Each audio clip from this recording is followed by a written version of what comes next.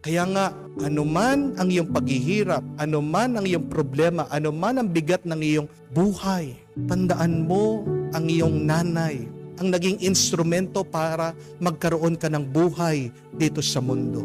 At sana naman kahit paano, suklian mo yung kagandahang loob niya. Bakit? Kasi tandaan niyo po ito, when you are good to your mother, God will bless you. Yung mga hindi marunong magmahal sa kanilang mga ina, yan yung mga naghihirap sa buhay. Mababasa niyo po yan sa Biblia.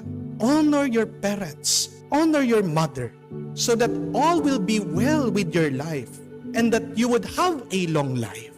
Magiging matagumpay ang buhay natin dito sa mundo, hahaba ang ating buhay kung gumagalang tayo at nagmamahal tayo sa ating mga magulang, lalong-lalo na sa ating mga ina. Kaya nga, kung buhay pa yung nanay mo,